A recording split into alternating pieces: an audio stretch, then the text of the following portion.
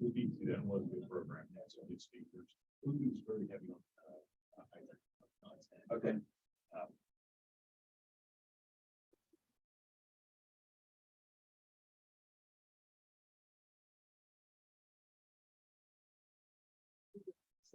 Yeah, but there's just so many to that. That's fine, the speaker needs to. Yeah.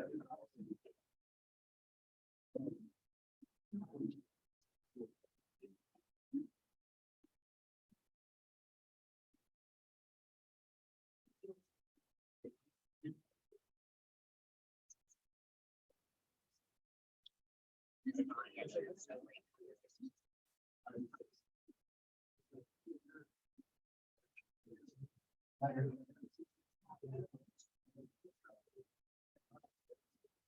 right, good morning, everybody. Well, Good morning, Mike. I'm gonna come over here. I guess we have one person that we're expecting on Zoom at least. So this is sort of our designated on-camera area here. So I'm gonna stand over here stationary. So my name is Mike Brigalonis, and I'm the Chief Operating Officer here at the Chester County Economic Development Council. It's great to see a filled room today. We're excited about our presentation. I'm gonna turn it over momentarily to Jim Lochner to talk a little bit more about SEI and maybe say a word about our industry partnerships. Before we do that, we want to take just a quick minute. First of all, I see a lot of familiar faces, but also a number that I don't recognize. Anybody first time ever in this building? Okay. First ever SEI event for any? Handful of those as well. Okay. Good. Well, it's always good to see some new faces, so welcome.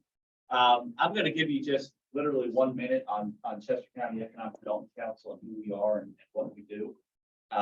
First of all, you can see our mission and our vision, and I won't get into the corporate wordsmithing here that I know you all go through, but I would just like to emphasize that last phrase there that talks about private sector growth and job creation while preserving the county's quality of life. And that's really what drives us.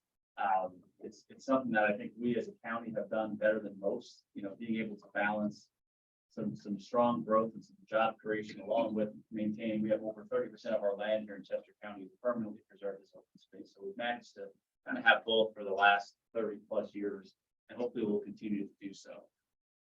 Here is our brief profile. So we're a private nonprofit. Our name suggests that we're powered the county, but we are not. We're a private nonprofit. We have about 35 people on staff right now. About almost 30 of those are full-time. We've got a couple of part-time contractors to help us out as well. That makes us one of the larger economic development groups in the Commonwealth. The city of Philadelphia and Pittsburgh have larger ones, but outside of that, I think we're the third largest one in the Commonwealth. And we provide services. Chester County is certainly our priority, but we do provide services throughout the region and in a lot of cases throughout the state, particularly in some of our lending programs. I don't think I'm quite ready yet, Sherry. Hold on. We have a very active board of directors that very much drives what we do each and every day as an organization. With a very active executive committee that provides guidance and leadership to us and make sure that we're focused on the right things. Okay. Now, and this is the last slide. So these are our core services. We do a whole host of different things, and it's sometimes hard to explain. Most people don't. You all do, but a lot of people have at a social event. People say, "What the heck is economic development?" It's just a little bit hard to explain sometimes, but we try to organize it in 4 categories. Financing solutions, that's probably our sweet spot, and probably what we're most known for. We have federal programs through the SBA, we have state programs, we have some of our own local programs, and that can finance projects as large as $100 million college dormitory down to a $10,000 micro loan for an H Street business. So we've got programs that fit all of those, primarily focused on land, machinery, and equipment, but we also now have working capital loans and lots of other flavors as well. So to know if someone or you as a business are looking for capital, I would suggest this is the place to come. At least start here, because our programs are typically low interest, they're fixed rate, and they're probably going to be more competitive, particularly in today's environment, than what you're going to find in the conventional market. Location services is the real estate side of our business. So that is helping companies find sites, helping them find that new building for that expansion project they're going through. But it's also working with communities that might have an underutilized asset in their municipality and they want help. Either maybe it's dirty, maybe it needs a cleanup, maybe it just needs to be raised in profile, whatever it might be that community is trying to do strategically with that property, we often help out. Workforce development, that's where SEI technically falls, although it's broader than workforce development falls. It's one of our industry partnerships, and Jim will talk more about that. I'll just leave it that we work in workforce development, from working with kids in schools, trying to teach them about careers and opportunities, and particularly those careers in Chester County, all the way up to that, maybe that person that's never been laid off before, maybe they're in their mid-50s and they've never been laid off from a job before, and they're looking for that new career, that career transition, and everything kind of in between there. So we have, between financing and workforce development, we've got teams of about 90 focused on each of those. So those are where we dedicate the most resources for us as an organization. And then lastly, this is a growing area, but innovation and entrepreneurship. That is something that we focused on with a particular focus on supporting women and minority-owned entrepreneurs. We've started some loan programs specifically targeting women and minority entrepreneurs. We have technical assistance available to them now. This is stuff that we didn't have probably 3-4 years ago. It's really growing, an important priority in our organization. We also work with emerging technology companies in that space as well, helping them with networking and access to capital and those types of things that startup tech entrepreneurs as well. So that's a really quick snapshot of what we do, but hopefully it gives you a little bit of a flavor, and you can think of us if any of those things come along in your daily activities. So I think with that, Jim, I'll turn it over to you. I think you all know Jim Lochner, but Jim Lochner is our director for our Smart Energy Initiative, and is going to, I think, be the MC for the balance. Jim, at least for SEI. Thank you, Michael. Thank you, everyone, for coming out this morning. Just so you know, at the end of the presentation, you will be emailed a survey. I know many people like, oh yeah, whatever. We do apply every year for funding from the Commonwealth of Pennsylvania. We were just awarded a grant. I'll go into that in a moment, but they want to see our scores. And we ask you, the employers, the firms that we try to serve, what is it you need? As Michael was saying, as part of the Economic Development Council, we are here to help you try and grow your business, whether that's from a marketing point of view, a workforce point of view, or some of the services that the council present. So it's very important that you fill out that survey for us and get it back. Take about 2 or 3 minutes. So I am Jim Lochner. I've been here as I'm one of the contractors Michael mentioned. About 11 years ago, I came in as a billable consultant for their IT partnership after being a volunteer for 10 years for ITAG. So SEI is one of 5 industry partnerships, obviously serving the energy community throughout southeastern Pennsylvania. We have companies participating in SEI in 13 different counties in southeastern Pennsylvania. And again, as I mentioned earlier, we are here to help you grow your business. Some of the things that the board has asked in the last couple of years, as we asked the state for funds, is how can we not only market SEI, which is a free organization to join. There are no membership fees to join this industry partnerships. But how can we market your business and different business segments? Within the SEI industry partnership, we have working groups broken into, which we plan to expand. Michael might have to help me here. We were just talking about this a couple days ago. We've had geothermal, and we've had solar, and we've had energy efficiency as working groups. We've also expanded into, as things were going along with the natural gas and pipeline, and now microgrids and storage. So we're looking at expanding that. So if you have a business or you have clients that are in any of those segments, please let me know. We'd love to get them involved in our working groups and in SEI. I mentioned we're looking to expand. We are here to serve you. You want to stay in touch with us. We now have quite a bit in terms of social media presence. That is available on the website. We would love for you to join our groups and our links and post your business, post your activities. If there's something there that's quite not what we expected, I'll let you know. But I'd rather go out and put it out there. And if it's too much, I'll let you know. But we're trying to expand who we're reaching and go from there. One more. In terms of the grants that I've mentioned, we currently have 2 grants within the Smart Energy Initiative. One we were awarded last July, which is around these Clean Energy Workforce Development Grant.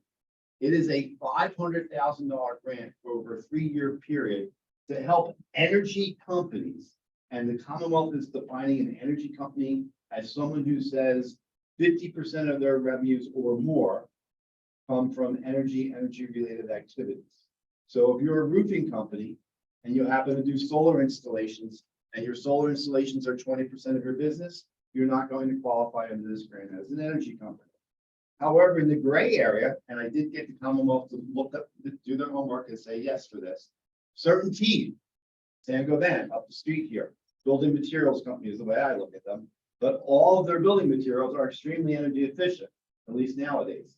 So I was like, do they count as an energy company under this definition? They went, let me get back to you. They went, did their homework. They came back and said, yes, they would. So if you're in a gray area, something along those lines, let me know.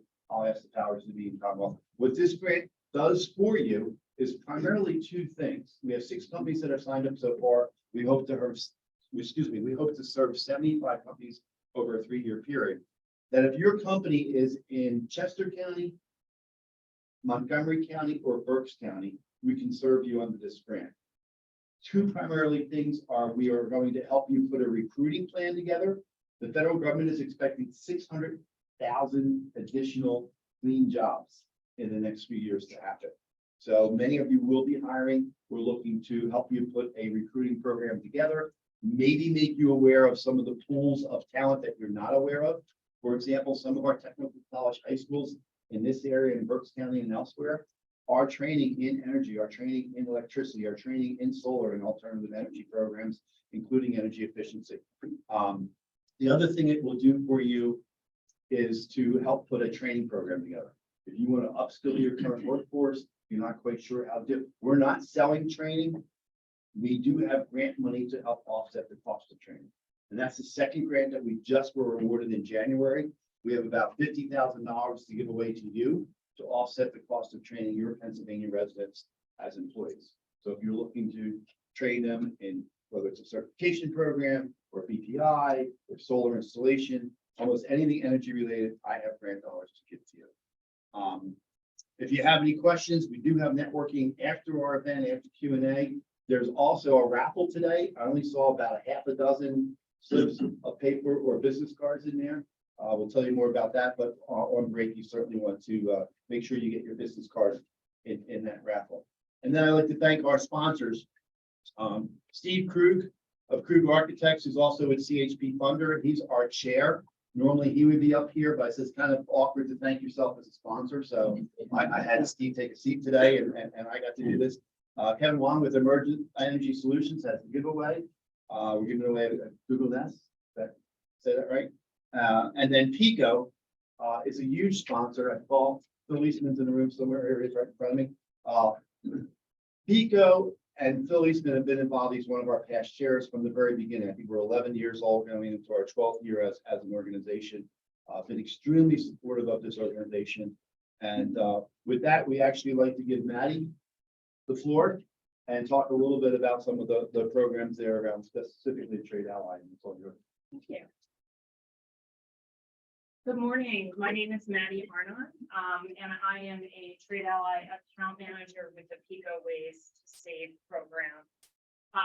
The Ways to Save program is Pico's commercial incentive program. So if you are a Pico commercial customer, we have incentives for any projects you may be doing where there will be energy savings.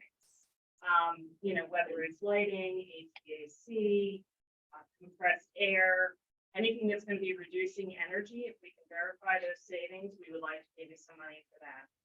I know today we're going to be talking about CHP and geothermal and solar. We have a very robust CHP incentive. We also have incentives for geothermal, and we are currently working on solar as well.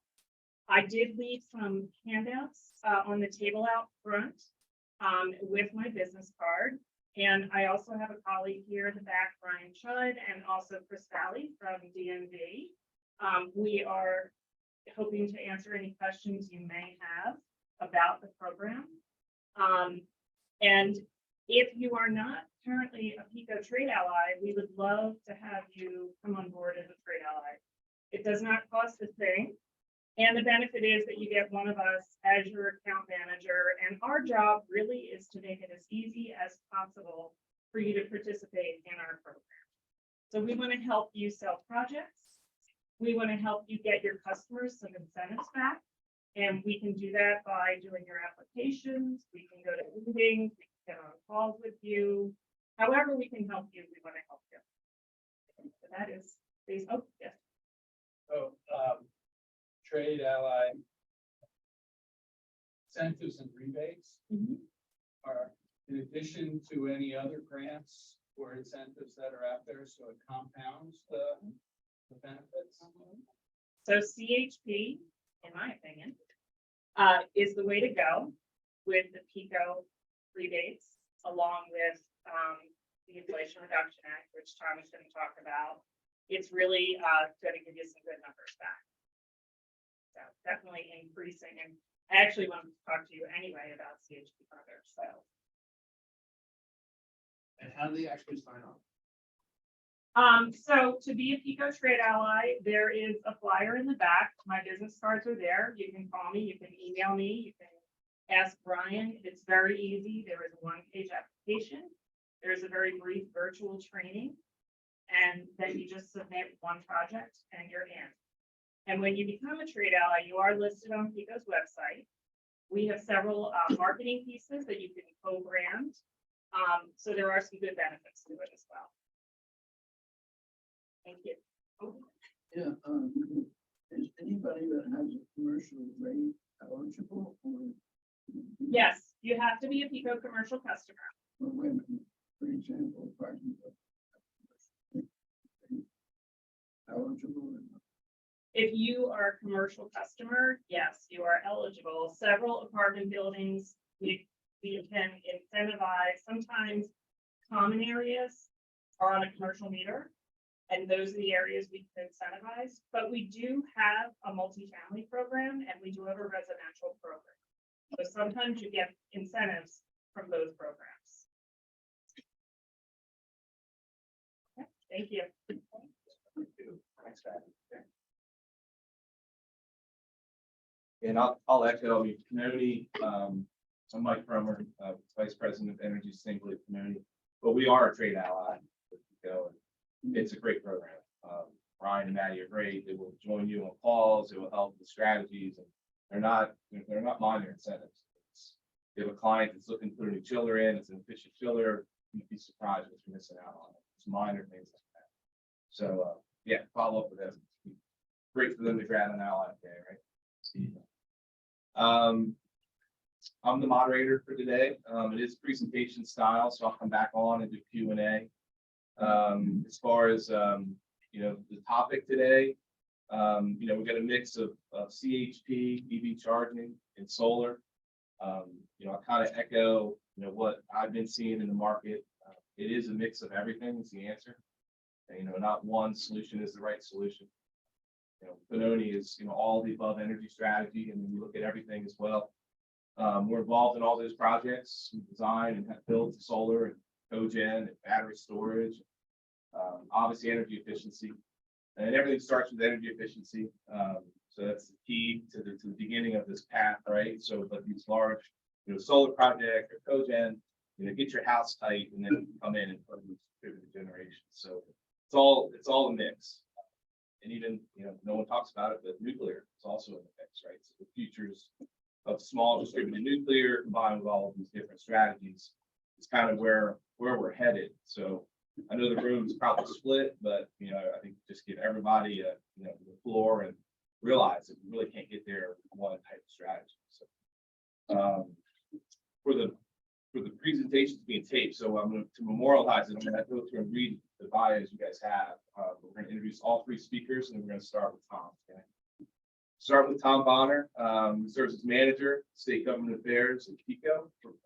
Primary responsibility for analyzing the impact of federal, state, and local policy changes on the company and leading internal teams to develop climate and clean energy policy and business solutions. During his time with PICO, Mr. Bonner focused on both policies and programs, advancing new technologies, including serving as the lead author of PICO's successful $200 million Smart Grid Investment Grant application to the U.S. Department of Energy. In addition to representing PICO in numerous state and local stakeholder forums, he currently serves on the board of directors of the Eastern PA Alliance for Clean Transportation and the Transportation Management Agency of Chester County.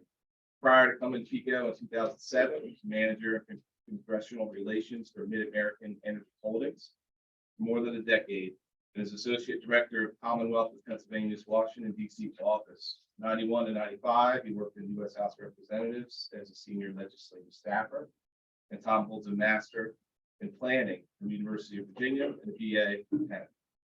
Before you jump up, we'll do Steve. So Steve Matthews. Steve is a sales engineer at Kinsley Energy Systems.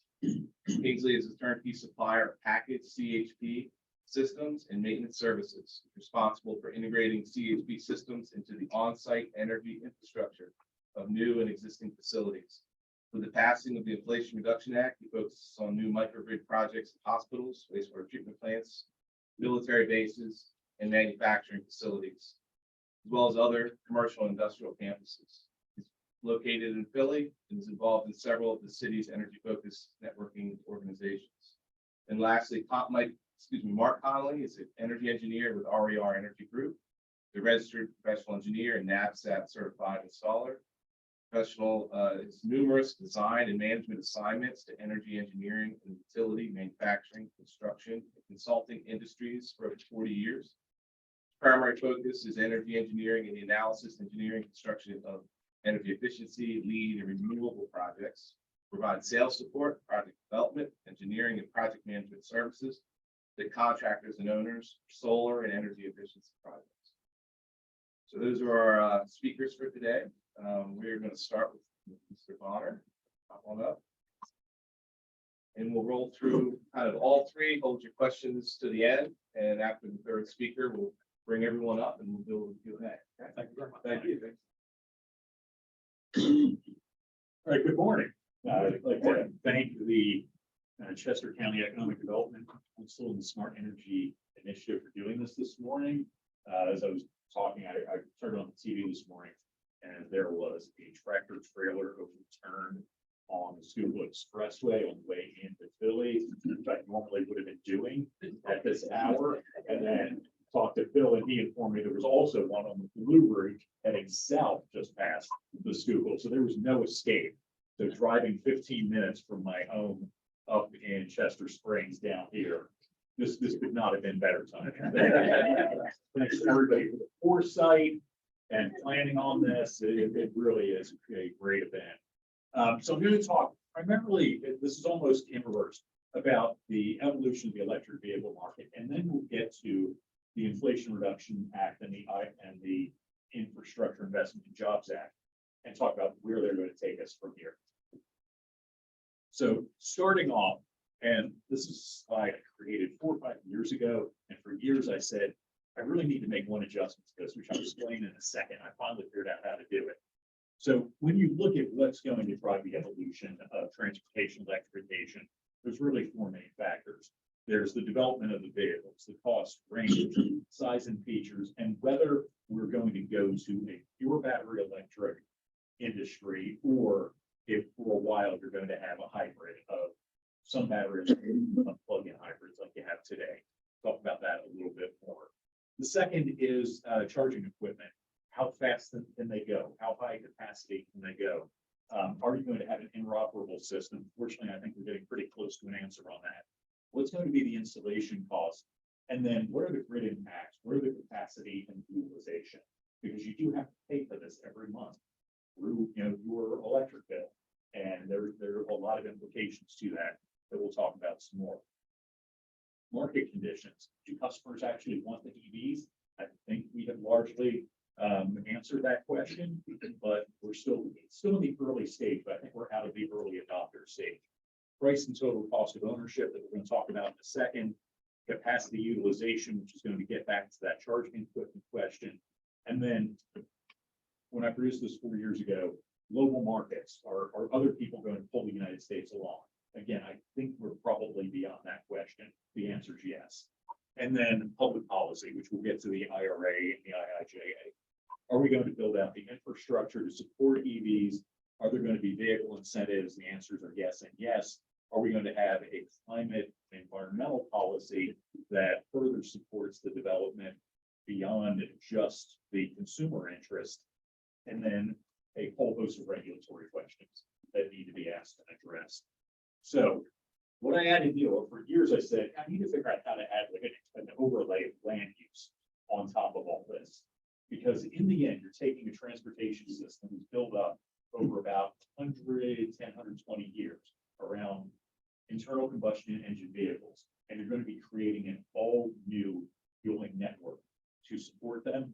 And because of the different characteristics of electric chargers from liquid fuels, that's going to have different implications on land use. And you need to build in that land use consideration into your thinking, like when I was talking to Steve and Tim earlier today about the potential of doing something right here at this location. To take all these factors into consideration. So I finally figured out, I found this little blob shape on my shape thing in PowerPoint. I said, wait, what if I move that to the background? And it worked. So I was really excited. So I finally got the slide. So to look at the markets overall, globally EV adoption is accelerating rapidly. In 2020, according to the Energy Information Agency, globally 7% of vehicle sales were electric. McKinsey estimates in China and Europe, which are the market leaders, looking at 20 to 25%. In the US, in the last half of 2022, it reached somewhere between 5 and 7%, depending on whose numbers you're looking at. That is enormous. We did not think we were going to get there until 2025. So you really are seeing what I call generation 3.0. If you look, you had this very slow ramp up. 2016, you have the arrival of the Tesla Model 3, to a lesser extent, the Chevy Bolt. So you see this first jump right here, and you level off a bit for the next couple of years.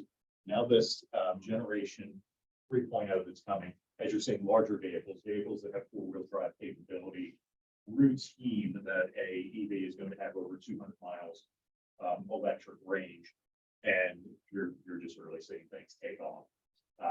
Roughly at the time we were expecting, but a little bit faster.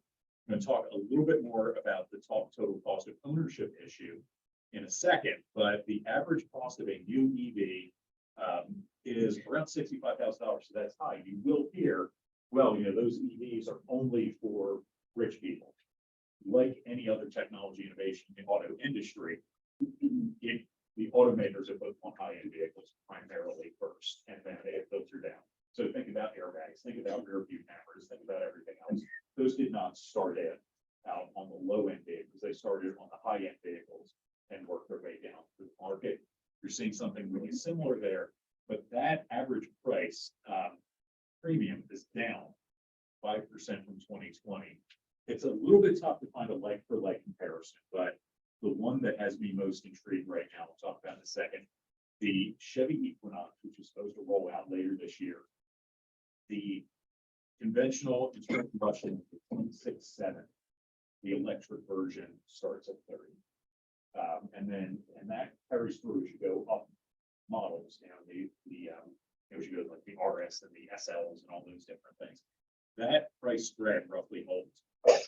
That's much different from in 2011, 2012, we saw the first Chevy Bolts that were about a $17,000 price premium over a similar car. If you bought a Bolt, you weren't buying it because you thought it was the best value in the market. You were buying it because you were environmentally conscious or a kind of a technology adopter and wanted it. Now you're getting cars that more than make sense. So using this, again, the Equinox is the model. An average driver will save about $1,000 a year in fuel cost, and that's using our pico.com/EV website. Everybody, write that one down. And then you'll get additional savings through lower maintenance costs in things like fuel and oil changes. I have had an electric since 2019. The only maintenance I've ever done on it is to rotate the tires and change the windshield wipers. To me, that is the single feature I like the most about the vehicle. I hated spending my Saturday morning going to a mechanic, auto dealer, whatever, get my oils and filters changed. And I apologize if there's anybody who's in that business, and they're wonderful people who provide a great service to society, but it's not how I like spending my Saturday mornings. You also get, and this is significant too, a much favorable minimum drivetrain warranty. 8 years, 100,000 miles versus 560. which is pretty much industry standard for ICE vehicles. Now, since most new cars are financed, the higher sticker price of an EV does carry a price premium forward, which hurts the total cost of ownership a little bit. But as that spread on the initial sticker price continues to come down, that's less and less of a factor. And the like for like comparison isn't perfect because an EV range is shorter and it takes longer to fuel them and there's still access issues. So while there's some qualitative benefits of an EV that probably aren't captured in this, there's certainly qualitative shortcomings or lackings that, you know, in all honesty, I'm an EV promoter and advocate, but I always like to be fully upfront about that. According to the Atlas Public Policy, now this is a pro EV publication, want to be straightforward about that. The total lifetime cost of ownership, and they have these for low cost sedan, medium sedan, you know, the whole class of vehicles. This is just one I picked out. The Chevy Bolt today, over the total cost of ownership, it's a $3,000 sedan. If you look at that $3,300 sticker price differential back to this new Equinox that's coming on the market, it is clear and away a TCO winner. And that's going to take some, you know, people will still look primarily at the sticker price of the vehicle, but that's part of the education that people like me, people like Phil, anybody else who, you know, cares about, you know, the environmental benefits of EV, that's part of the education job we have to do. But the really important answer here is we are no longer in Chevy Bolt territory where people are paying a $17,000 premium for probably an interior car over TCO. Your EVs are a winner now in those cases. So environmental benefits probably don't need to, you know, do a lot of selling here, but just some facts. And sometimes there are what I would call non-facts out there. EVs emit about 1/3 as much greenhouse gases as a conventional internal combustion engine. Yes, that is, you know, people will say, well, what about the coal in the fuel mix? What about the natural gas? This is Pennsylvania's fuel mix, 2/3 improvement on carbon emissions, a little bit less if you're driving a plug-in hybrid. All depends on how much you're driving on the gasoline engine, how much you're driving electric. We still import a whole lot of crude oil in the United States, 37% of our consumption. That can be 100% eliminated with EVs. Almost 100% of our domestic electric supply comes from the United States. We get a little bit of hydro out of Canada. Of these, 34% come from OPEC countries. And as I said, about 100% of our electric is from the United States. And Pennsylvania is the second largest exporter of electricity in this country. We have more electricity in general than we can use in Pennsylvania. So we're using our own fuels here domestically to fuel our transportation rather than taking oil from all over the world. And it helps with Clean Air Act non-attainment, which we are still in the non-attainment zone. This is a look, and I will confess this is not my favorite look on when we start looking at medium and heavy duty vehicles. There is a lot of talk about, you know, there's the conventional diesel versus battery electric, and then different types of hydrogen. So you will see the over total cost of ownership, it's not there yet on electric or heavy duty. In most cases, it should get there in the coming 5 years or so. Hydrogen has a lot of potential as the medium and heavy duty fuel source, but the downside is you're not getting as much environmental benefit if you're producing hydrogen conventionally from natural gas. And then if you go to clean hydrogen, which is from electrolysis, from some type of carbon capture, you are getting comparable environmental benefits to battery electric, but the costs are pretty high. So there are a lot of initiatives, both at the federal and state level, including one we at PICO were involved in to try to bring a regional hydrogen hub to the Delaware Valley. And there were some big tax credits passed by the state of Pennsylvania last year that are looking to make that number more competitive. It's still a challenging environment. So the Biden administration recently put out what they call their blueprint for transportation decarbonization. And I think intuitively, I tend to agree with this, that the light duty market, that's going to go electric. I think the handwriting's on the wall there. When you get get to the medium and short haul trucks, it all depends on your needs. If you're operating within about 150-mile-an-hour range, if you're operating a vehicle that can fully charge with a fast charger overnight, electric is still your winner. As you get into heavier uses, the market might evolve toward hydrogen. And then when you look at long haul trucks, there are some significant challenges for electric, that it's just the amount of downtime it takes to charge the vehicle, where you would locate the massive capacity. You would need to do, lots and lots of semis, many stopping at the same time, all fast charging at the same location. Those are all challenges.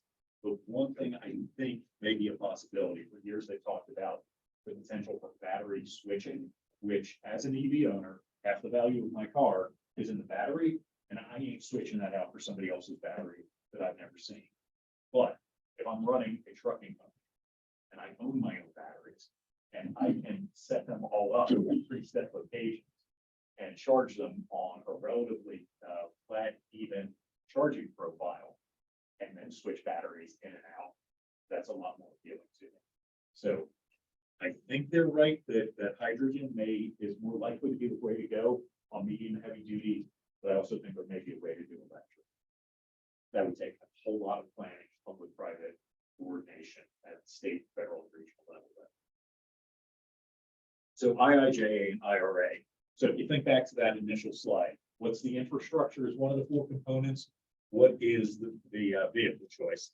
$7.5 billion for the National Electric Vehicle Infrastructure Network. This is to really provide that starter kit of the lifeline backbone charging all across all the interstates and major US highways around the country. The state of Pennsylvania is currently, they have an approved plan, and they were about to open the application period. They're waiting on final regulations, which had not come out when I drafted this slide. They did on Friday. So PennDOT will open their program later in March, and they're taking applications for what they call their priority one charging areas. You have to meet these requirements. If they're looking to have a station anywhere, at least one at every 50-mile interval, that's going to be easy for our area to meet. The second one is a location that has to have a minimum 450 kW chargers. That's going to be harder. There are a number of locations that, it's just our network doesn't have the capacity there. So it's going to be on a case-by-case basis. In many cases, it will, but in some it will not. And then it must be an open access system, which is great. That is one of my favorite things about the IIJA. We are not going to have a big fractured network. If we're going to get this federal money, the federal money is a huge advantage. It's 80% of the cost of putting in one of these charging stations. It has to be something that any EV can use. So both in terms of the configuration of the plug and then the system behind it, that anybody can drive up, pay on site with a credit card. You don't have to be part of some special club or anything like that, or on a particular app. So the other piece of this is that on February 15th, the administration announced it's going to launch a $2.5 billion charging and fueling infrastructure competitive grant program. It is targeted for rural and urban communities. 50% of the dollars have to go there, but 50% can go to anywhere that has a good plan that helps satisfy a need. So I'm sitting here, down here in Eagleview. There are a lot of apartment complexes around here. There are a lot of apartment complexes. People might want to buy an EV, but they don't have a place to charge them in there. So, let's think about that. A lot of money. This will be competitive federal grants that have to apply for to get there. So that all becomes about the storytelling, and it becomes about the partnerships and the community engagement. So that's all we're thinking. The last thing we're involved with as a company, Exelon, East Coast Commercial, it says EV corridor. It's really a zero emission vehicle corridor. And that is looking at that question of how do you do long haul trucking? Is it electric? Is it hydrogen? Is it some combination of the two? So this is really going to move us quantumly to the infrastructure side. The second is on the vehicle side, Inflation Reduction Act, 10-year extension, $7,500 In 2024, this is actually going to change to a point of sale. You don't have to wait till you file your income taxes. You'll get it right at the dealership.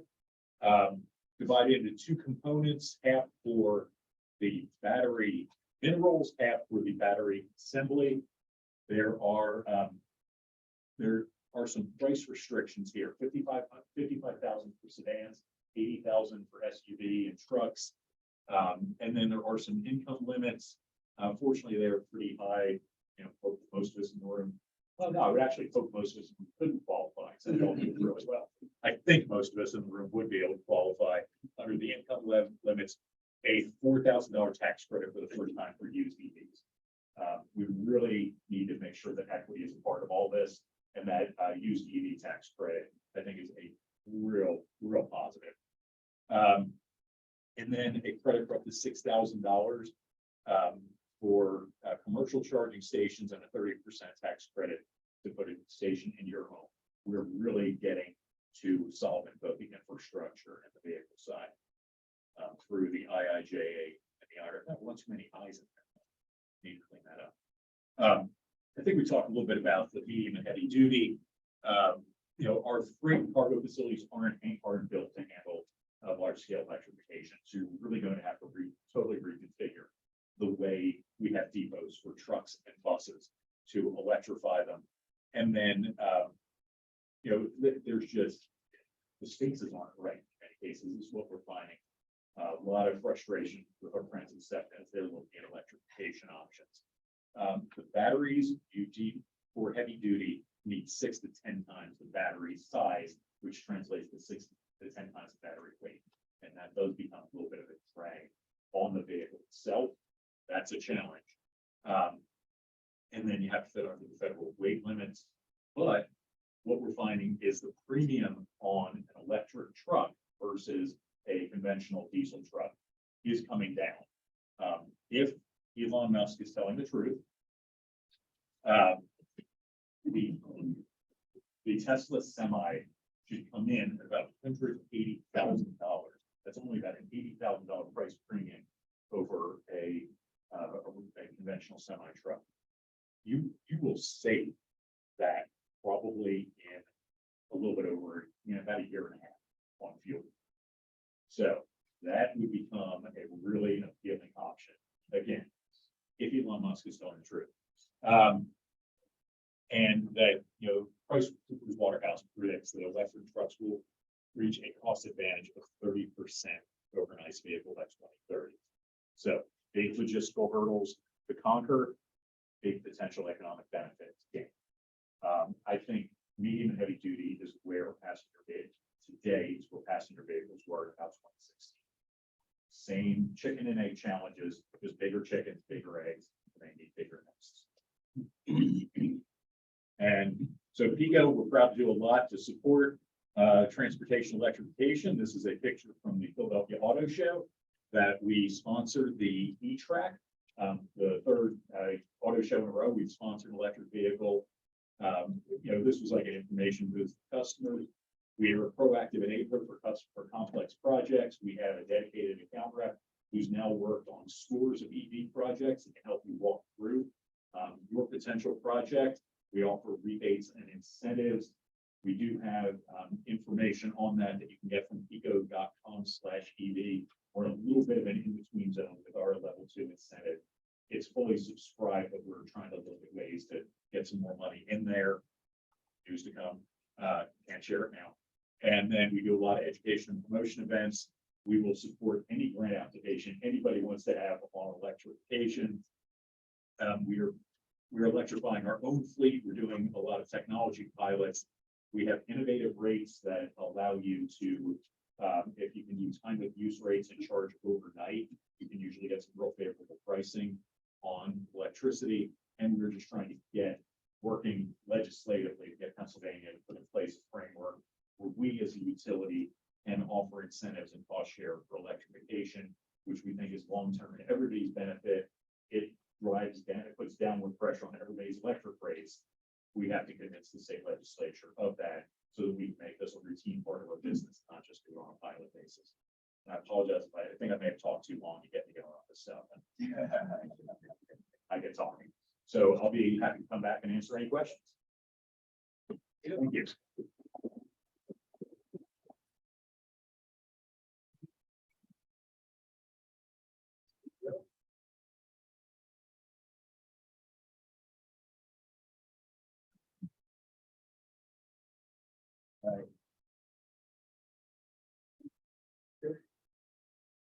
Thank you very much.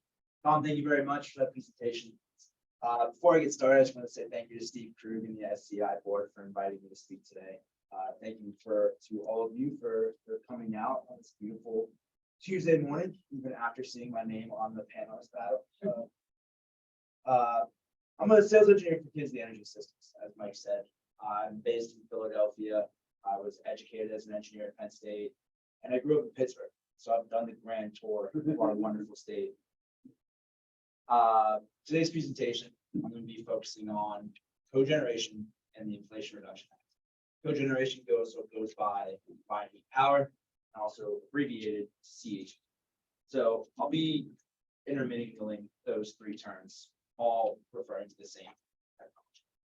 Talk a little bit about what cogeneration is, the benefit it provides to its facilities, our customers. I'm going to talk a little bit about the Inflation Reduction Act and then how CHP is factored into the act. Also to what Maddie and the CMC's team were saying as well. Kinsley Energy System is also a trade ally and a big proponent of the PICO incentive program for cogen. But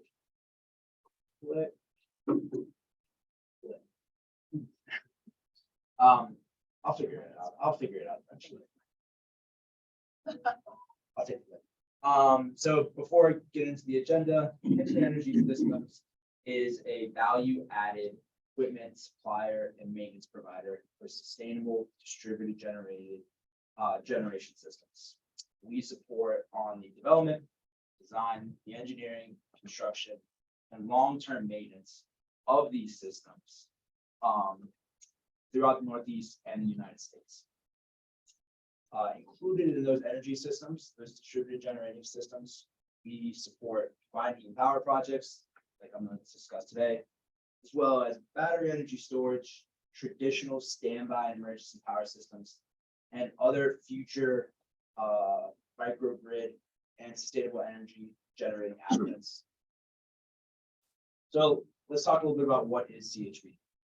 The Department of Energy defines combined heat and power as the concurrent production of electricity and useful thermal energy from a single fuel source. CHP systems that I primarily work with are gas engine driven systems, natural gas, propane, hydrogen, and biofuel that are responsible for continuously supplying power to a facility the same way that they're receiving power from the utility. So 24/7, 365 days a year, 8,760 hours. In this power generation process, there is a thermal byproduct. The same way that the engine in your car, if you touch the hood of your car after you're driving, it's hot. And if you touch the tailpipe behind your car, it's hot. Our ass engines have a thermal byproduct in the same manner. We collect the hot water from that thermal exhaust and that engine jacket itself, deliver it back to the customer, same way that they see the hot water from their boiler or any of their other thermal infrastructure. So we really seamlessly fit a CHP system back into a customer's infrastructure so that they're seeing an electricity supply and a thermal supply, hot water, steam, or chilled water, same way that they're used from their existing infrastructure. Now, there's three main benefits and reasons why a customer goes to the CHP system. And in my view, a customer would be interested in any distributed generating asset or microgrid. It's cost, it's resiliency, and sustainability. CHP system has the ability to reduce a customer's energy-related costs on a number of factors, has the ability to improve their resiliency against power outages from the utility, and has the opportunity for the right grids and the right customer that can utilize its energy to reduce their total carbon consumption or carbon footprint. How do we do this? First, on the CHP, on the sustainability side, let's look at how customer typically consumes power and thermal energy. They're going to be interconnected to the grid, typically being taking that energy supply from a fossil fuel plant. In Pennsylvania, that could be coal, it could be natural gas. In this example, we're going to use it's natural gas. Then they're going to be consuming hot water from their on-site boilers, using their on-site natural gas supply. That collectively amounts to a total natural gas consumption, if you go to the source, of about 10 MMBTUs. What a CHP system is able to do is effectively deliver the same amount of energy, but by using less fuel at the source, because we are capturing more of the potential energy that was available in that molecule of gas. You can see here with this example, and this customer, we were able to achieve an effective reduction of 28% in fuel and up to 51% in their total carbon footprint. I wasn't able to include it on this draft of the slides, but if you're interested in carbon calculations on combined heat and power systems, the EPA and the CHP Partnership Alliance did a study and market assessment on how to best calculate carbon emissions using a CHP system.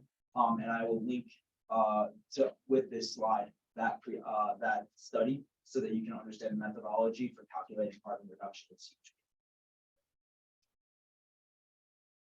Now, let's talk about cost savings. When it comes to cost savings for a CHP system, the most important factor is a term that we in the industry refer to as spark spread. Spark spread is the difference in the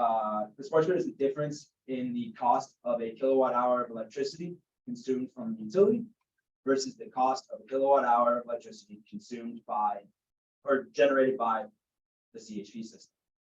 Now, for CHP systems, you do have to take into account three factors: the lifetime cost of that capital, the cost for long-term maintenance and service, and the cost for fuel. Often, for the majority of CHP projects, your fuel cost is going to be the largest factor in your cost of generation. And when considering CHP projects over the last dozen years, we were able to account for, from the federal government, not including very attractive incentives from PICO and CMC, but just from the federal government alone, we had the ability to capitalize on a 10% investment tax credit and 80% bonus depreciation. For projects in this economic opportunity, in this zone, for a customer that was able to run this system as efficiently as they were, you could see a cost reduction or a spark spread, a cost reduction of 33% per kilowatt hour of electricity. Now, before we go into the Inflation Reduction Act and discuss more about how that applies to CHP, showing those benefits is somewhat misleading for when discussing CHP. Many people would say, Steve, that's great. If it's going to be resilient, it's going to cut carbon footprint, and it's going to reduce our costs. Why doesn't everybody have CHP? And it's, to be truthful, it is a niche opportunity and niche project specific technology. Only certain facilities that operate in a certain way can really capitalize on these benefits of CHP. And the criteria that a facility must meet to really be able to utilize a CHP system fall into three different categories. It's going to be on the economics. So does the customer have a favorable spark spread? Are they in a utility or an area where they have high electricity rates, favorable gas rates? This typically is going to be an area that has over 10-cent electricity. Doesn't represent the entire country. Is that customer able to capitalize on available tax credits? And are they in a utility that has favorable utility incentives. PICO is one of the many utilities that have great incentives, but not all utilities have those incentives that can help the economic proposition. The other criteria facilities must meet to really be able to take the benefits of CHP system is their energy demand. Like I said, these engines are high efficiency natural gas engines. They are large. They are designed for durability and efficiency. They are not designed for responding to load swings. They are not designed to run below 50% of their rated output. They have a sweet spot running between, on average, between 80 and 95%. And a customer must be able to design a CHP system so that they have baseload power that's going to be sitting in that sweet spot for the CHP engine, so that it is not constantly ramping up and down. In addition to that, when thinking about their electric load, you also have to think about customers' thermal load. CHP system is generating hot water proportional to the electricity it's generating. So if a customer is consuming electricity, they also need to be consuming hot water or thermal energy, whether it's steam or chilled water, at the same time. So customers need to have a proportional electric demand and thermal demand to take advantage of these efficiencies from CHP. And lastly, a tipping point criteria for a CHP project is their power problems. I call power problems into 3 different categories. It's quality, it's quantity, it's consistency. Does the customer have quality power? We had a project down in Cherry Hill that was at the end of its distribution network and was having frequency and voltage flips from the utility. This was not a power outage, but what it did do is trip off several of their large pumps, motors, and chillers and created issues for that facility. We installed a CHP system for their baseload power. That system had the intelligence to be able to handle those frequency and voltage challenges from the utility and provided the customer a ride out. They weren't having a power outage, but they were having power problems. And a CHP system was able to add that benefit. Now, on the quantity side, we are seeing many new builds right now, especially with the adoption and the expansion of the electric vehicle market, where the customer submits their load letter and the utility isn't able to serve the requested power out. So a CHP system can come in to provide that value. Maybe it only had a marginal return on the cost. Maybe it only had a marginal return on the carbon footprint. But if the utility wasn't going to be able to serve their power load, it has an exponential benefit of being able to get that facility up and operating. And then lastly, on consistency. Traditional, as I'm sure everybody in this room is familiar with, a distributed generating asset has that ability to provide life-saving emergency power to facilities for extended durations. As long as there's natural gas, the CHP system can operate without the grid indefinitely. Per maintenance. Now let's talk a little bit about the Inflation Reduction Act. The Inflation Reduction Act is a landmark federal law that was passed in 2022 with the goals of reducing inflation and promoting clean, sustainable energy. I'm not going to go into the vastness of what that act is, and I'm only going to discuss what we know right now, because we are still waiting on guidance, and how CHP applies into the act and what it can do for an existing project. So as I mentioned, for the last few, decade or so, CHP systems qualified for a 10% investment tax credit, as long as they met their efficiency requirements, as long as the system was 60% efficient. Now, the system is 60% efficient, it's installed before 2025, and it meets the labor requirements, which are prevailing wage and having a certain percentage of qualified apprentice on the project. The project's eligible for a 30% investment tax credit that they can take off of the entire project. And when I talk about the entire project, this isn't just purchasing equipment. This includes engineering design. This includes construction. This includes cost for permitting and connection. There is a soft dotted line currently being drawn around what's included in these projects because the spirit of the law is very much promoting new projects. Now, there are 10% bonuses available, 2 cumulative 10% bonuses available when it comes to a CHP project that meets that first round of criteria. And for the first 10% bonus, if it meets those first 2 criteria, and it meets either the fact that it's an energy community or it meets certain domestic content requirements, which I'm going to explain on the next slide. It'll qualify for an additional 10%. And if it meets both of those requirements, it'll qualify for an additional 10% on top of that. So a total of 50% of the total project costs.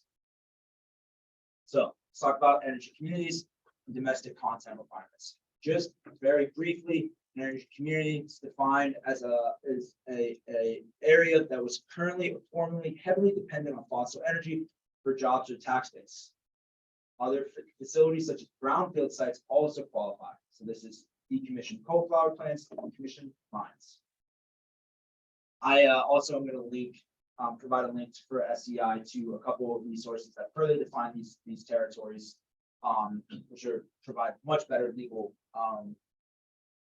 review than my electrical engineering education can provide. Now, when we're talking about domestic content, there is a ratcheting increase in the content of required content of these systems over time. And now when we're talking about just domestic content, we are specifically talking about the components for the CHP system itself. We're not talking about the total cost of the project. CHP components specifically. So steel, pumps, motors, controls, valves, engines, generators, equipment of that nature. Now, so let's bring it back to our spark spread. What does this do to the economics of a project? We can see here that with that added 50% federal tax credit, we can bring the spark spread from 33% reduction to 44% reduction in our total costs. This allows for a CHP project to effectively cut in half their previous simple payback on the project, and provide a reduction in their cost of generation, but to 44% for the entire life cycle of the project. And a CHP system can remain in operations for 15 to 20 years with continued maintenance and operations. Now, that was a pretty quick presentation to overview CHP and how it fits into the Inflation Reduction Act. I definitely would love to take any questions at the end. Thank you very much for all of the time. Appreciate it.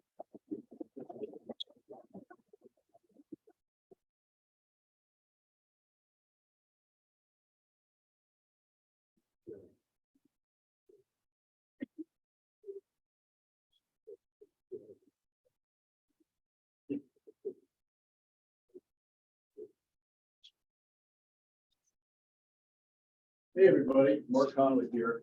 Been in the business a long time. I actually started after TMI, Hawken high pressure sodium lights and energy efficient motors. It's funny you mentioned TMI to the younger kids. I had no idea what we're talking about. So that's not a good story with that. So I'm an energy engineer, been my whole career, and I have an association with RER in the Pennsylvania area developing projects. I work for myself, a lot of 2 chucks in a truck solar companies that need an engineer. And I do a lot of advocacy work. I'm on the Energy Advisory Board for the commissioners. Carol's here somewhere. And there's Rachel Griffith. I want to shout out to Chester County and the Climate Action Plan. I encourage each one of you to take what you have, which is really precious, which is a point of view about the future, and bring it to your community. I know you do it at work. We need advocates in every single community to talk about carbon emissions. Climate Action Plan is a great place to start. and your local school board and council is a great place to finish. Okay, we're gonna get the top here. Red one. Yeah, I'm gonna do a quick solar warm up here, just to remind everybody what happens with solar. It's not a car, so people don't need solar. But why do they do it? They do it to reduce costs.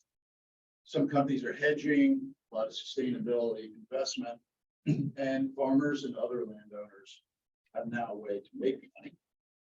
There's four strategy, one site by far and away the best deal. Community solar when it's coming. I mentioned that there is lease opportunities. And then remote PPAs are out there. This is the Penn State and the University of Pennsylvania's that are setting up large systems and actually buying the energy directly from these sites. Solar is a good deal. You can see that we're generating numbers that are, having a less than 10-year payback.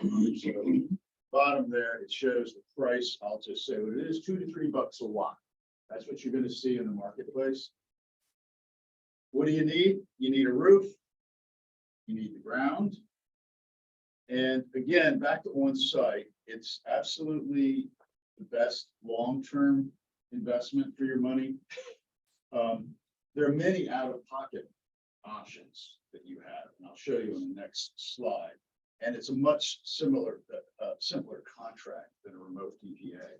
If any of you hear or know about or learn about what Penn State and these universities have to go through as far as a contract, it's bigger than a phone book. They made them again anyway. So here's how you get a project with financed or purchased. Cash is king, always has been, always will be, has the best internal rate of return.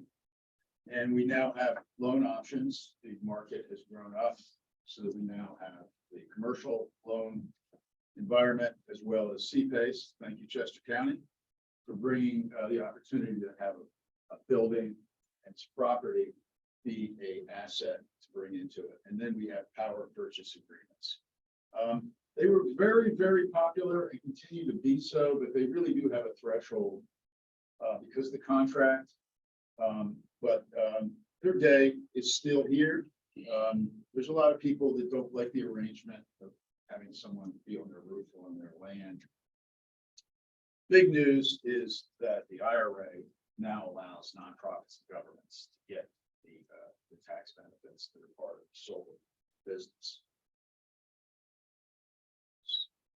There we go. Okay, let's jump in. Mark, your point was PPAs existed because nonprofits couldn't get the tax benefit. Great point. Yeah, there's a huge market segment that wanted solar for sustainability reasons and for cost reasons. PPA delivered cost savings.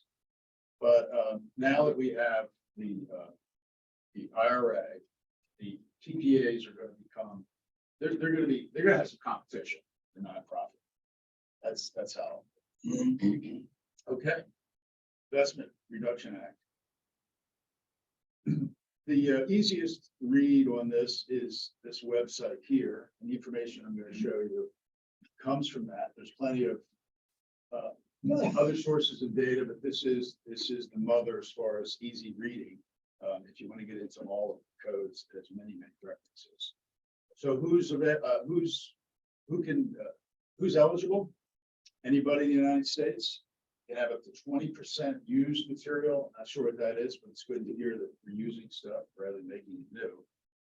This last item is still a stumper. I'm not exactly sure what this means, but I think that it is a function of the history of school solar. In New Jersey and across the country, it's a great social institution that people are expressing renewable energy goals. And there've been a lot of interesting deals. So I think this is kind of a stop of all that. I've got three charts to show you. This is a real menu of options. This one is the most complicated, but I'll just show you that the decision tree, what you get, how much you can get has a lot of yeses and nos. But working left to right along the header, you can see that there is a 30% investment tax credit. There's a 10% adder for domestic content. And then there's a broad menu of options if you are in an energy community. And then finally, the low income. It's really nice to see federal government start to pony up on opportunities for everybody for solar to be invested in these communities and to make the cost savings cross demographic. Here's a second chart. First chart was an RER chart. This is the EER chart, and I've highlighted the middle column because everything left has already happened and everything right is 10 years away. And I'm going to break this down because I thought about presenting this and saying, wow, that's a lot to take. But what I want you to look at is on the left is, sorry, on the right is the two distinctions within the IRA. There's the ITC and the PTC. PTC is an interesting animal. What happened with wind back in the 80s was that the same kind of ITC was present. Wind projects were installed all over the place with an ITC, and guess what happened? They stopped spinning. And the federal government said, wait a minute, I thought we were buying energy. And they said, no, you were buying that. And a lot of projects didn't work. So the PTC was invented, and you'll see at the bottom, there's not percentages, but there's cents per kilowatt hour. So this is a straight up, you get paid when you make kilowatt hours. And this is now moved into the solar industry. It's primarily for large systems that produce a lot of energy per kW. So as everybody knows, if you have a south-facing solar system, you're doing great. If you have east, a little bit less, west, a little bit less, north, a lot less. The big systems are optimized to run. So when you look at the finances, getting a credit is different than saying, give me the money that I can produce because I've got a system that produces. We're not going to talk about the PTC, but I just wanted to make that distinction. Okay, here's my best effort at single chart description, a couple case studies. So the top section is full rate, 30%. And within that, you can get 10% for domestic content. Thanks, Steve, for reviewing this. So I'm going to go fairly quickly. And then the energy bonus. And first column of numbers shows all of the cases. If you do not have the prevailing wage and apprentice, you get dinged really hard. So Uncle Joe meant it that he wanted people to have a living wage because honestly, the history of the solar industry has a bunch of smart guys with money, a bunch of engineers, project, and in the past, a whole bunch of little people running around doing really hard work, not getting paid a lot. If they're going to be in this game, they're going to get a living wage. So let's hear it for the working. So project number one is kind of the winner, which is great because it's going to bring money into the low income environments. It's going to bring towns, the boroughs, the cities, some money to do the work that needs to be done. So that's the real trifecta there. Project two is one that, well, okay, we don't have the prevailing wage folks, but we're in a low income project. And if you don't have the working man, you're not going to get much from the government. So that's a good sign. So I'm going to go through real quick here. Steve did this. This is the details of what's available. I want to draw your attention to the last two items. This is a big deal. You got batteries that are now part of the ITC and an expanded list of things that the interconnection costs can be covered. This is a big deal with this transition. We're in a massive transition of the distribution, transmission and distribution system from our power plant to to the load, to a completely distributed system. So let's hear it for Pico and all the other utilities that have to explain this to people, that their little farm at the end of a road where they want to put a big solar project is going to be a little bit difficult to hook up to the grid if they want to be with net meter. This is what Steve brought up. It's a great thing. It's going to really open up. You know, most people don't understand that 30% of the economy is nonprofit. Isn't that amazing? 30%. So all the schools, municipalities, nonprofits, that's a big chunk. That's a massive chunk. The other good thing about, well, so we have direct pay and transfer. So if the project is aligned, very simple manner, a school district floating a bond, putting solar on, give you the money. If it's more complicated, where there's other ownerships, the money can be transferred in those situations. So that's good. It's going to allow for good business models, and it's going to allow for simple deals. So it hits it on both ends. Steve mentioned the apprentice. That's a pretty big chunk. This is going to put a lot, Steve. Jim, you're going to get some trainees out of this deal because the apprentice number is pretty big to get on the job. So that's a good thing. It's a good thing. A lot of people are going to be getting their training through this funding. Similarly, steel and iron portion is going to increase. We're going to get up to 55% after 2026. We're in a little bit of a glide pattern here. Energy community. Don't confuse that with community energy or community solar. So it's all the terms are flying these days. 3 categories: brownfield, it's good to see. There's something about a community that has employment or revenue coming into it. That's an energy community. Or if a coal mine is closed, that's a Joe Manchin clause there. Moving on to the low income budget bonus, it's only with the ITC. The PTC doesn't allow for this, which is no problem. We've got a 10% bonus. It's located in an area, or it's 10%, or it's 20% if they're going to share the money in the project with people. I think this is really great because it's not unusual for situations to develop where federal monies go in, but the people it's made to benefit don't really benefit. So that 20% is going to be a real nice nut for the affordable house industry. How do you figure all this stuff out? Go to a website and search it. This is a quick search of Westchester. There's a little section of Westchester that's sitting pretty for the bonus. Final slide here on the PTC, on the IRA section, is that PTC. There's plenty of ways to play with the money up front, but actually one of the biggest nuts on the table is the depreciation. So what you're seeing right here is the 2 worlds of PTC and ITC. And you see the second column, that's a bonus depreciation. Prior to this, solar had a 100% first year depreciation.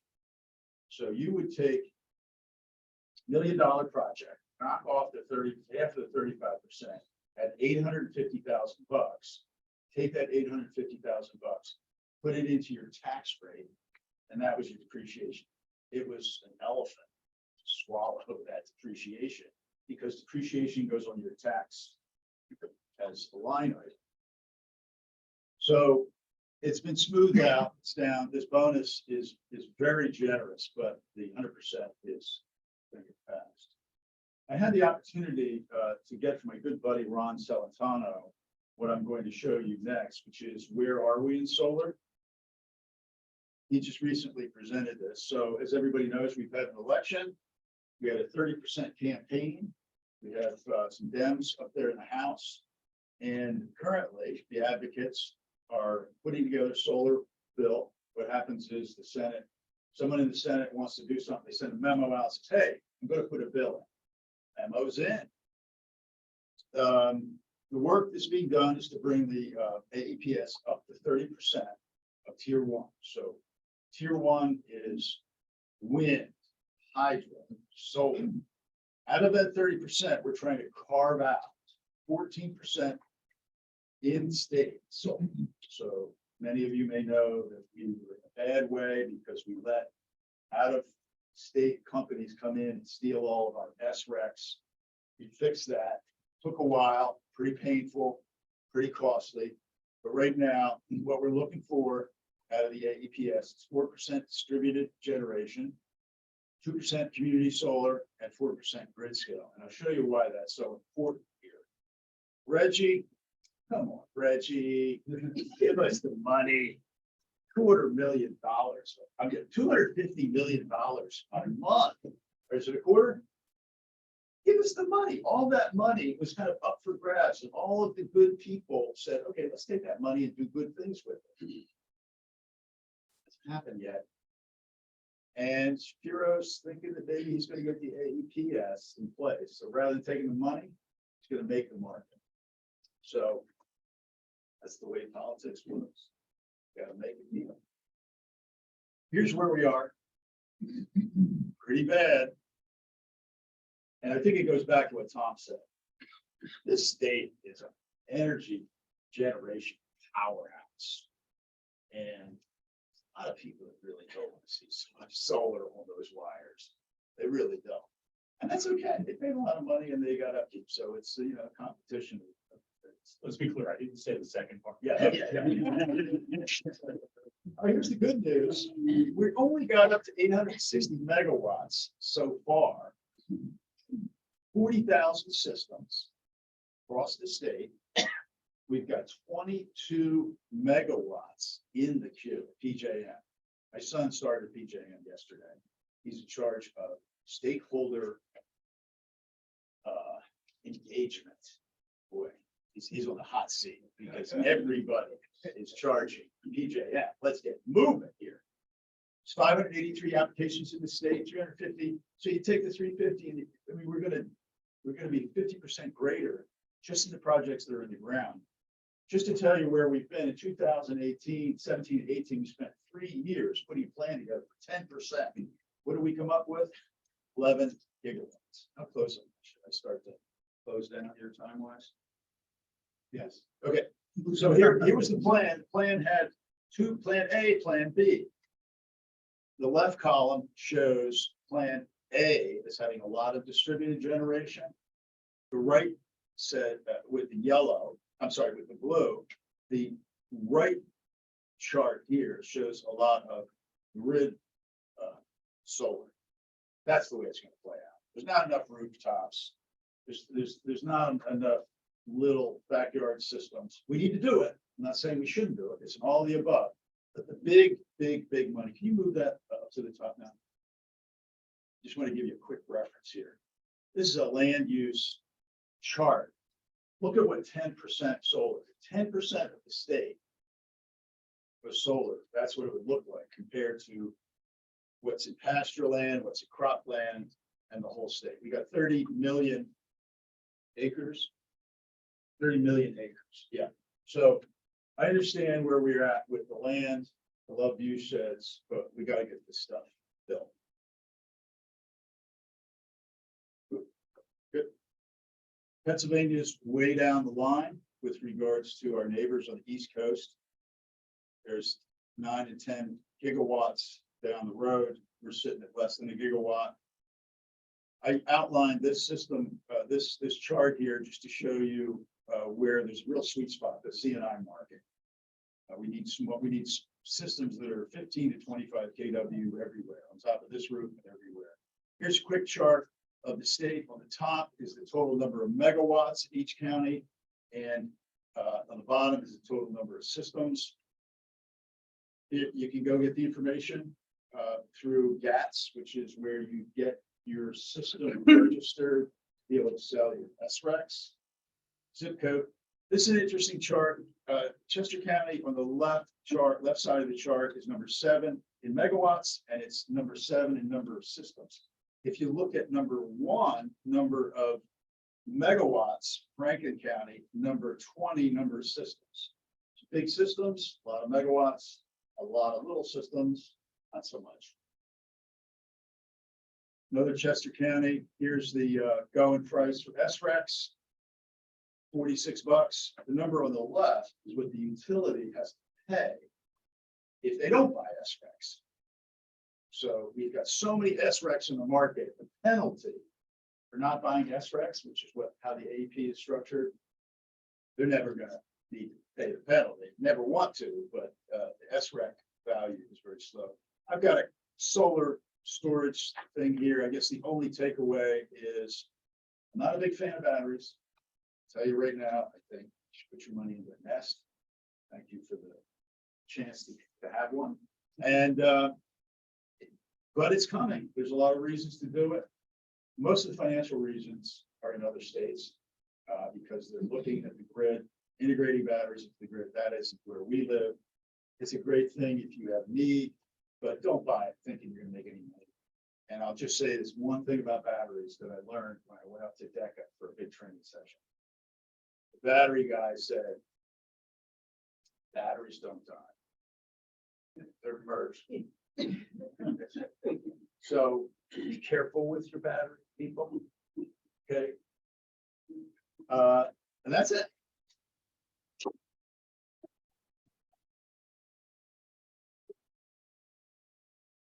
Thank you, Mark. We're gonna take Q&A for 20 minutes. We'll take it to like 10:15. So what we'll do is, all right, come up here with us. Yeah.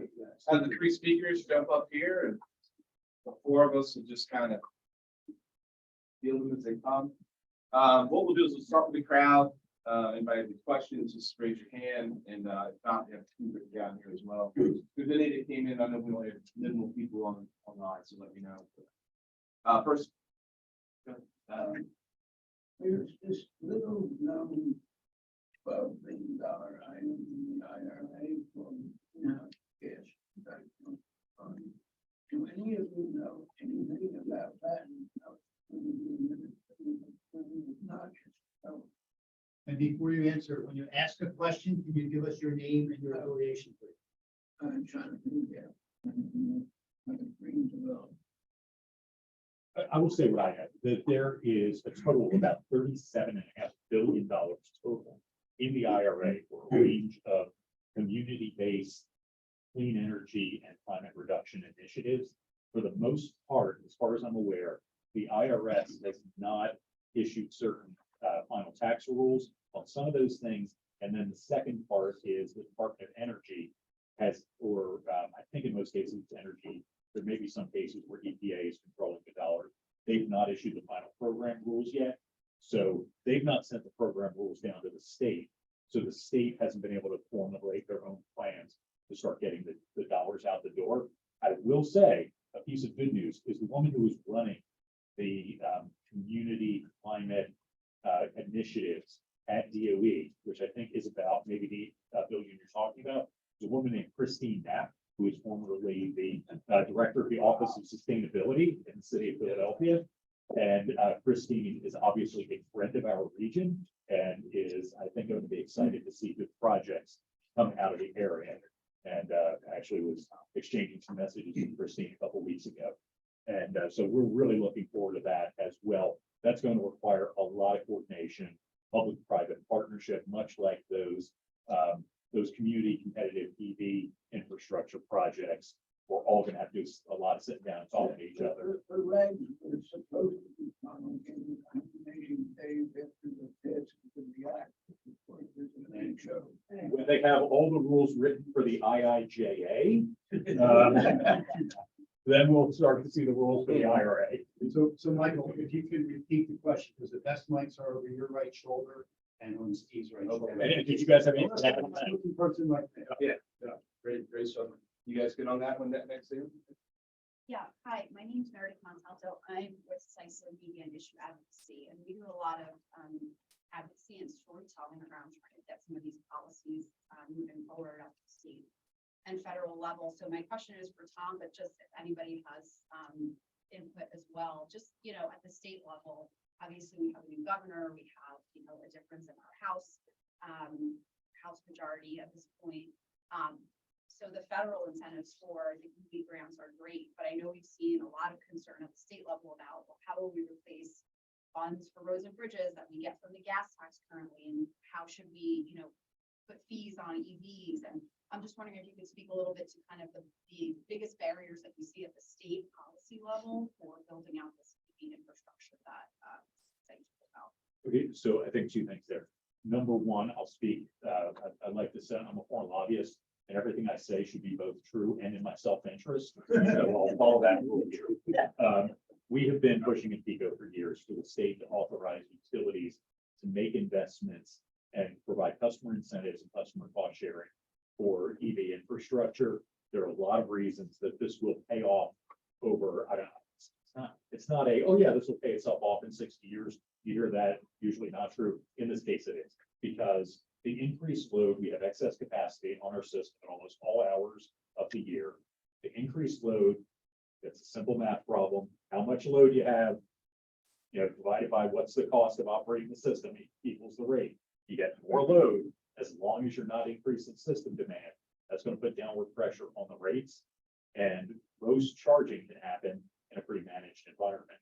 And on peak, we just need to convince the legislature of that and get the power to do investments in EV and cost sharing on EV as a normal part of our rate making process. The PUC has allowed us to do pilot programs. It involves jumping through a lot of hoops and a lot of extra headaches. But the chair of the PUC, Gladys Brown, Gladys Brown Trell, think the world of Gladys, and she's a former legislative staffer, and she says the PUC should not be making big picture policy. We are primarily here to implement policy. If we're going to make that change, I want to see it done through legislation. Totally receptive to that. We've been working for years to try to get that legislation. We're gonna try to push that rock up the hill again. That's on the infrastructure development side. It would also really help with implementing the NEVI program and getting as many dollars into Pennsylvania as we can. The second piece is on paying for the roads. Yes, every vehicle should pay their fair share of the roads. There is, unfortunately, on one hand, there's some EV advocates who say, well, yeah, the market's not ready. We shouldn't have that. We need, let the market get started. On the other hand, we have people who are saying, oh, these EVs are bad things, so we're going to load up the costs and put a heavy thumb on the scale against EVs and try to have an annual payment that every EV owes. The formula is pretty simple. Assume 12,000 miles a year. That's the average amount that a vehicle drives.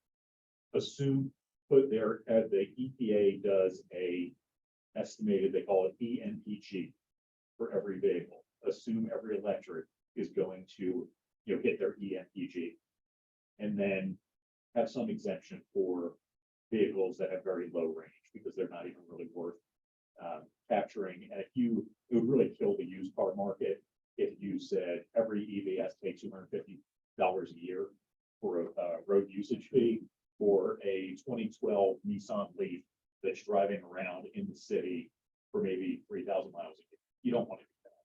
So set a fair MPG equivalent, have a fair mileage annual assumption, and then exempt earlier stage vehicles, and you get a fair system that's really prepared for the future.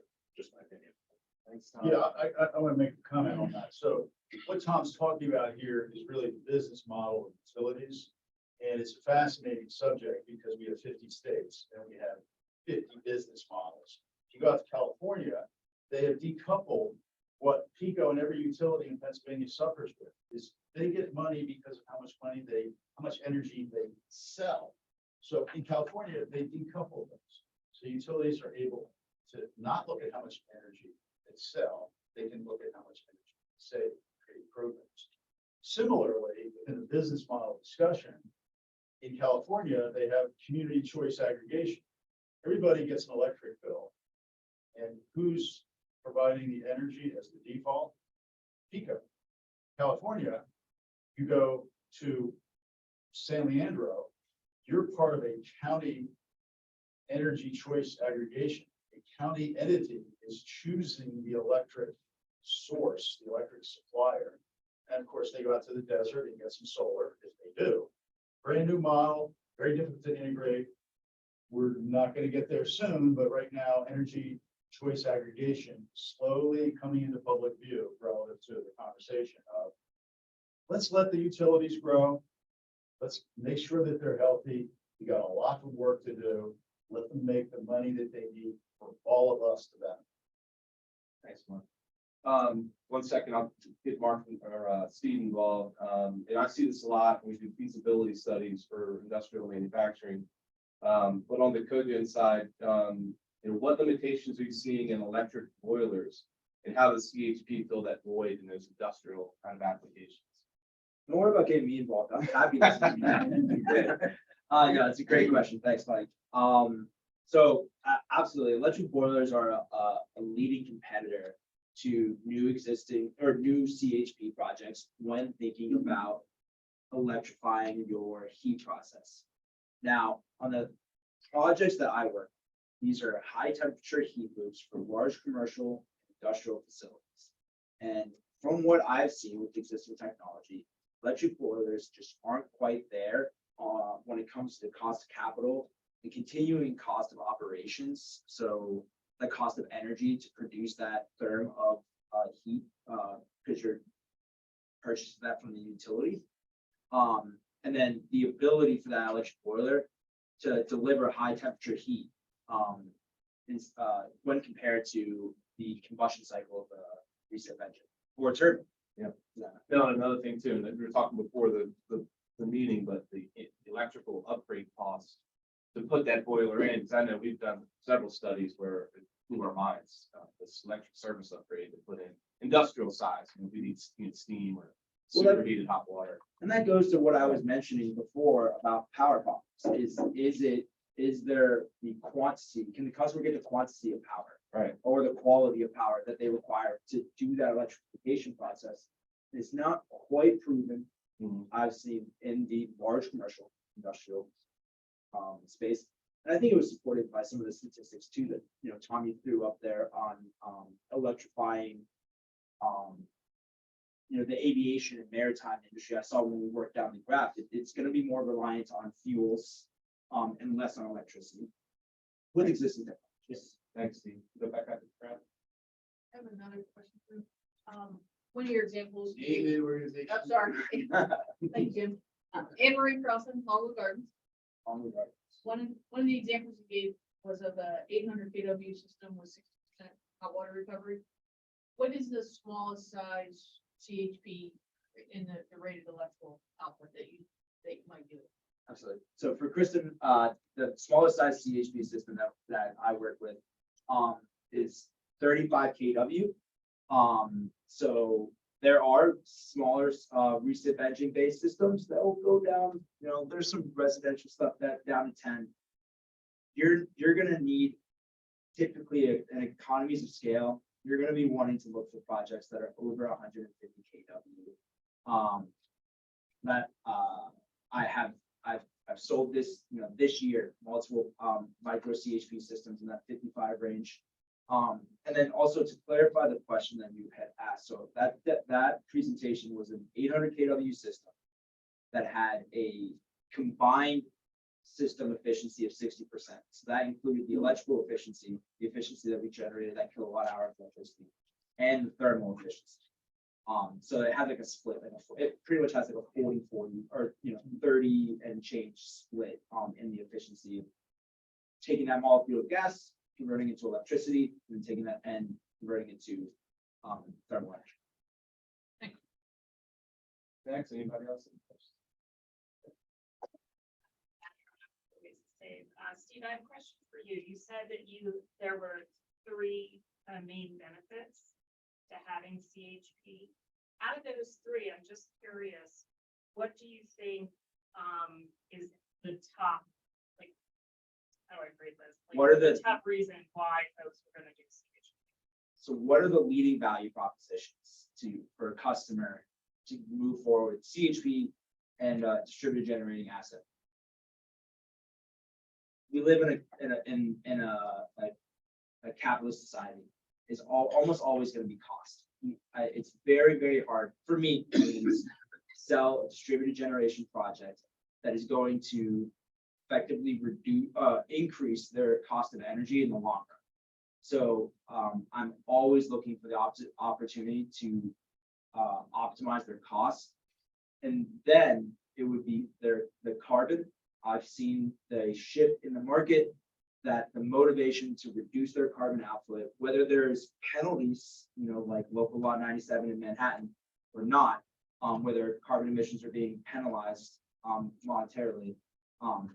Many people are incentivized to make a decision based off of carbon. And lastly, even though it's a great benefit for CHP, is the added benefit of resiliency. It's a fantastic benefit. CHP can provide that resiliency. However, customer is solely focused on resiliency and staying up during emergency outage. A traditional standby generator is going to be able to serve that value at a lower cost. So if they're not also optimizing for those other two. So cost, carbon, resiliency. That's the way that I see my customers move. Go ahead. Paloma Vila, Barbary Township. Two questions for you, actually. All right.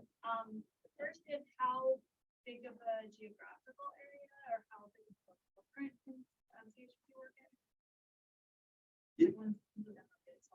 Okay, cool. So how big of a geographical area? So there are people out there that are sitting in this room that work on CHP projects that are campus-wide, district-wide, city-wide. If you're familiar with Vicinity Energy in Philadelphia, operating of a district steam system serving hundreds of buildings in Philadelphia, millions of square feet, that is a multi-megawatt CHP system that is generating power and steam and is supporting many buildings in the state of Philadelphia. And then it goes all the way down to the smaller size of a 35 kW. That's like a YMCA, like that's that, or an elementary school. So Size of a small refrigerator. yeah, absolutely. Yeah, and that's actually that size of an engine that you kind of see in your car, like not much bigger, to the size of an engine that is the middle of this room. And then my second question. The natural gas. Kind of people, what Yeah, so there's two low-hanging fruit solutions for no natural gas. And a CHP system, it's a methane fuel based reciprocating engine. So any other methane fuel can be substituted into combusting that engine. So I actually have two projects operating at dairy farms where they are taking the waste byproduct, so manure, digesting that in an anaerobic digester, having a biogas byproduct, and then we are cleaning that biogas, combusting it in our natural gas engine for effective zero carbon emissions, because of the cyclical nature, and removing that methane from the atmosphere and generating the CHP in that manner. Hydrogen is all of the rage in the energy industry. It's very exciting. It's not quite here yet, but we have the ability to run on a blended hydrogen natural gas mix, and our product development team is working on switching all the way to hydrogen. And beyond those, I would also just defend natural gas as a phenomenal fuel that has decarbonized our society tremendously over the last 2 decades. But that wasn't the question. Can I jump in on one thing there? It goes back to the public policy section earlier. We at PICO are looking at potentially blending some hydrogen into our default service gas supply. There are very strict rules in Pennsylvania that we have to provide all of what we call default service electric or default service gas at least cost procurement. That is pretty prohibitive of being able to even pilot starting to integrate some hydrogen into the natural gas system. There is interest among, I think, both utilities as well as some people in the environmental and energy efficiency community into providing some kind of safe harbor or some limited amount that we could have an above market cost fuel that is blended in to the natural gas. We are very sensitive to cost and our customers' price. We would not want this to be anything that would result in significant price increases. But if you're talking at 2%, 5%, which is technically feasible, the difference in cost would be pretty nominal. And we would think would be worth it for supporting something like the local hydrogen hub effort and also the environmental benefits. So keep an eye out. That is something that is being worked on legislation to provide that flexibility.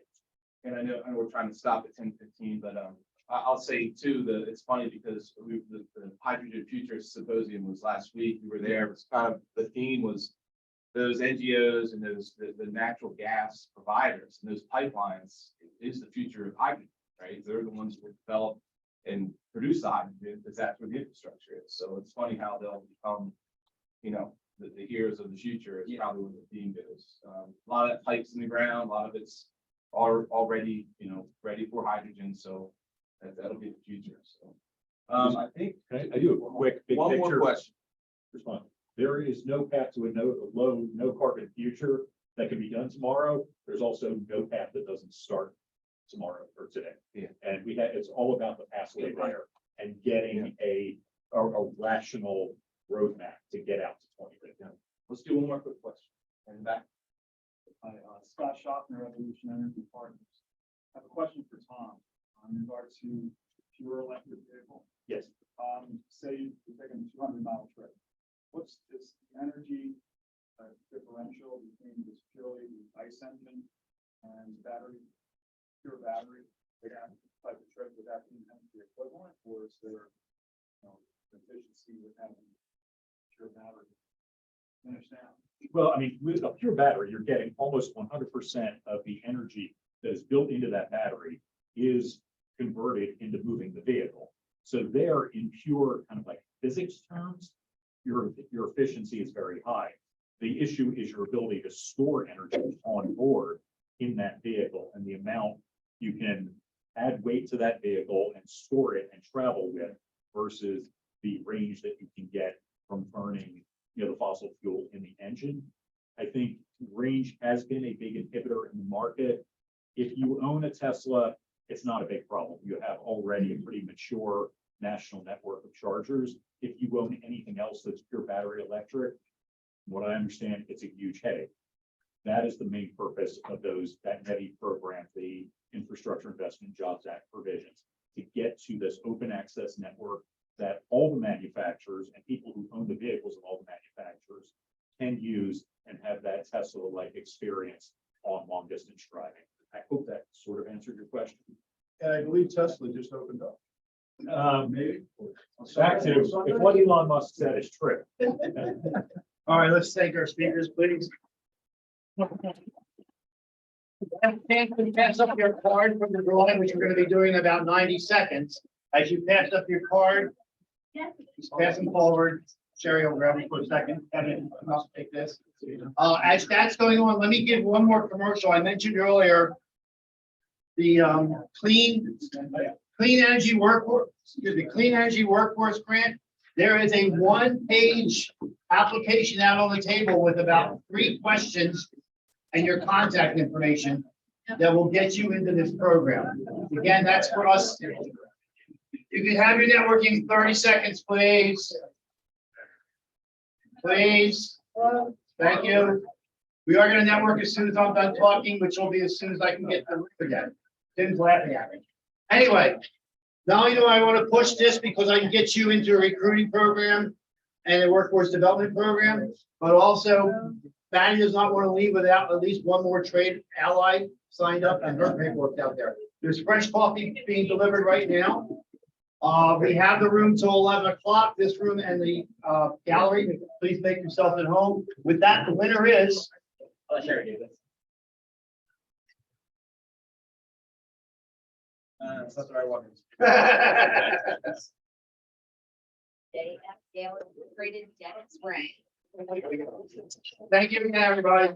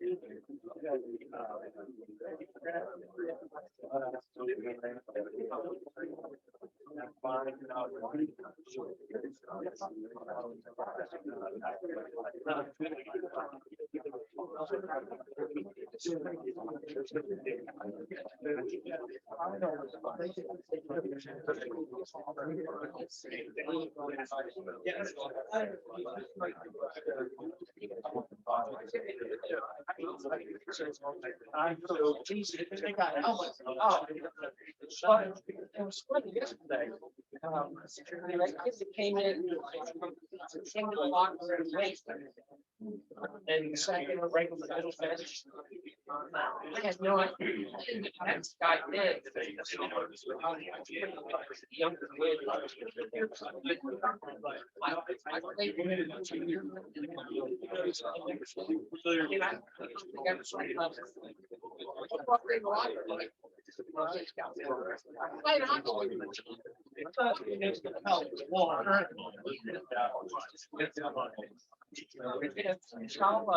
And the other thing, rather that, I also say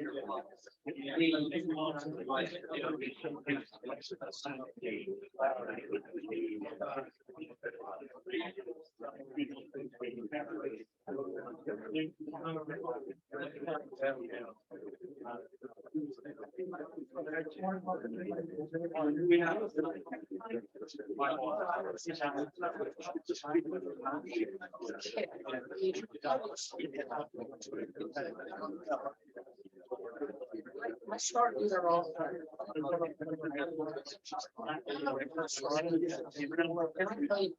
One day. Then I played that for.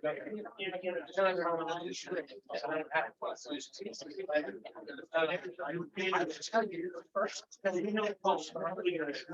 would fly like a really. I would take that.